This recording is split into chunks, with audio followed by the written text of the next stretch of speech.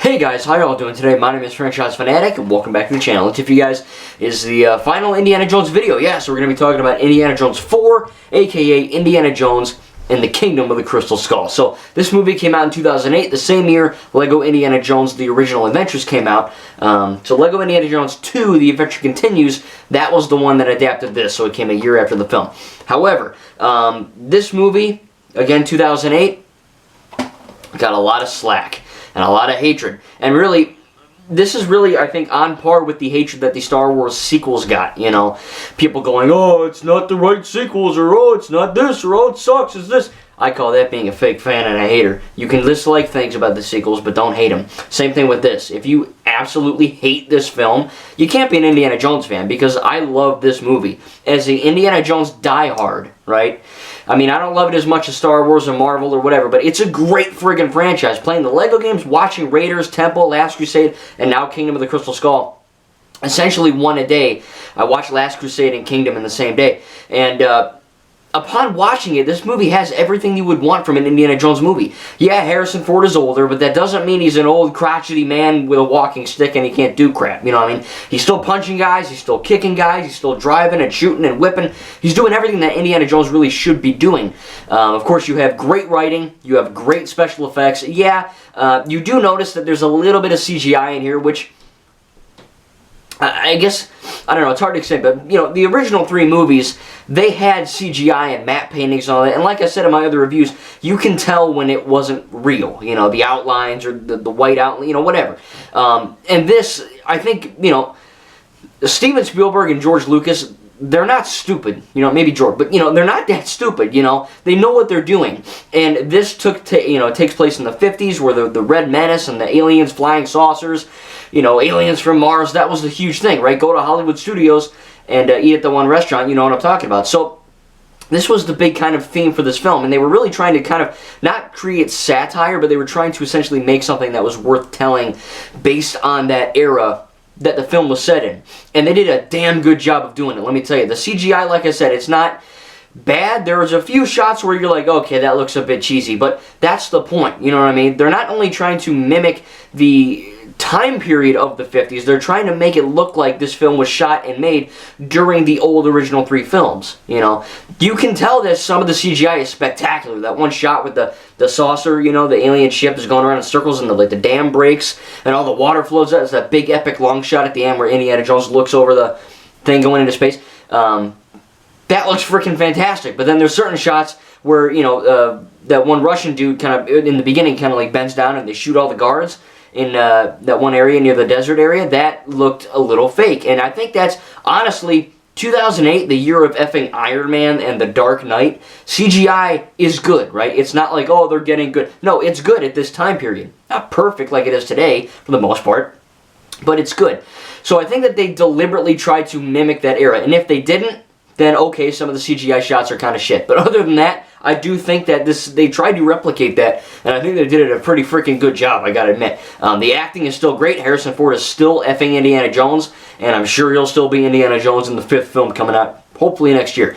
Karen Allen is back. She played Marion Ravenwood in Indiana Jones 1 and the Raiders of the Lost Ark, so that was really cool. She's still good. Shia LaBeouf, I think a lot of people hate on Mutt Williams, Indiana Jones' son, or Henry Jones III, which, look, Shia LaBeouf, he's kind of weird sometimes. He was in Transformers. I didn't see him, but apparently he's shite in those. Apparently he's a good actor. He was in Constantine. That was a good movie. But people hate on Shia LaBeouf in this film because he's effing Shia LaBeouf.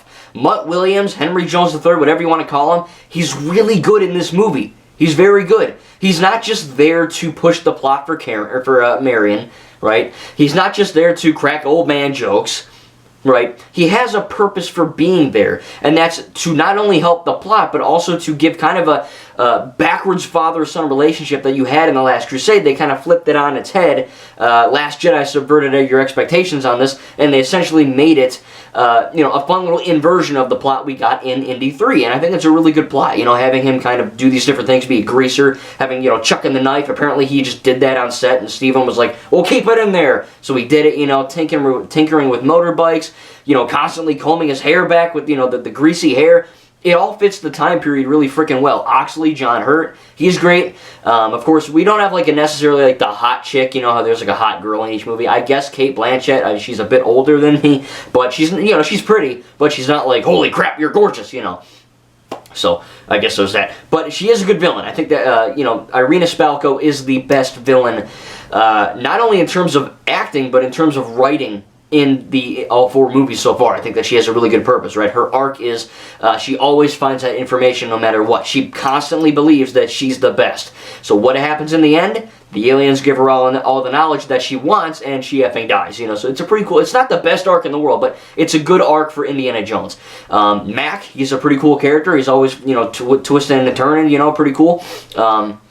The action scenes are freaking spectacular, man. They're very well choreographed. They look epic. They're really cool. The jungle fight looks amazing. And apparently for being shot all in the U.S., I couldn't tell. You know, there is CGI in this film, but it doesn't look bad to the point where you're like, oh, they clearly filmed in a backlot. You know, it looks like they're in the freaking jungle, you know. Or it looks like they're in a temple, or going down 3 waterfalls. You know, it looks like they're doing that stuff. And you know, props to Lucasfilm and you know, everyone involved, Steven and Kathleen Kennedy and everyone.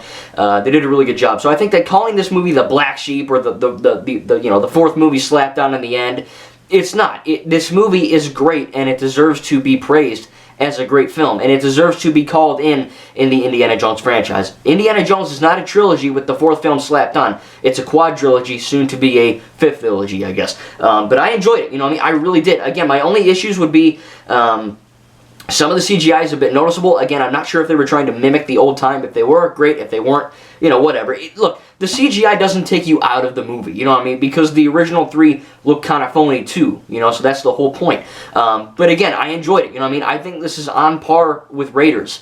I think it would go Raiders and Kingdom, and then probably Last Crusade and Temple. But I love them all. You know, I love all Indy 4 movies. They're all great. Again, for real negatives, like I said, CGI a little bit, but other than that, you know, I mean, I think the action scenes are good. I think that the, you know, the whole, everything works. Everything works. I'm going to give it, and I'm not done talking about it, but I'm going to give it probably an A. I think I'll give it an A. And so all 4 of these films got an A. I think I gave Raiders an A, Temple an A-, Last Crusade an A-, and this an A. And I'm not just giving them A's because I love the franchise. They're really well made films, and I really do enjoy them. You know, they're not like cinema at its finest, you know, but I mean, they're good action adventure films.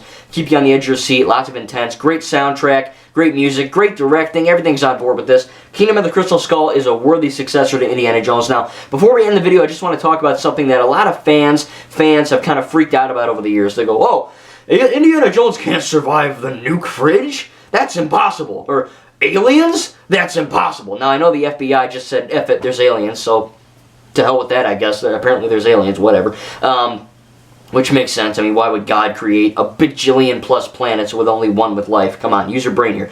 But basically, I just kind of want to debunk the fact that Indiana Jones surviving a nuke while hiding in a fridge, yes, it's crazy, and yes, it shouldn't have effing worked, and yes, it's over the top, and he should have died, but the Raiders of the Lost Ark had ghosts, the power of God, blow people up. Temple of Doom had the Kali stones, where people were ripping into your heart and making stones on fire. The Last Crusade had the chalice of life from Jesus Christ. And regardless if you're Catholic, Christian, or not, these films have a mystical and mythical element to them. Again, that's what makes them so good. It's half and half. You know, it's half realistic, it's half crazy. So having Indiana Jones survive a nuke fridge really isn't that crazy compared to all the other crap he did in these other 3 movies. And also the aliens. This movie was a riff on the time period of people believing that alien saucers were a thing. So to have alien saucers be a thing is literally the freaking point. You know what I mean? That's the point. Indiana Jones 1, they keep talking about Christianity and Last Crusade, Temple of Doom. It's, you know, this Indian Muslim dude is like, we you know, you were sent here for a reason by the gods, and Indiana Jones is like, no, our plane crashed in Temple of Doom, and they're like, no, you're here for a reason, and that's all part of the plot. So having this, again, yes, aliens are crazy. Yes, surviving a nuke in a fridge is crazy. Yes, Shia LaBeouf mutt swinging on vines is crazy, but compared to all the other stuff that happened in these movies, it's not crazy. It literally fits within the franchise. Nothing oversteps its boundaries, and if you think it does, you need to rewatch all the films, or at least watch them in quick succession like I did.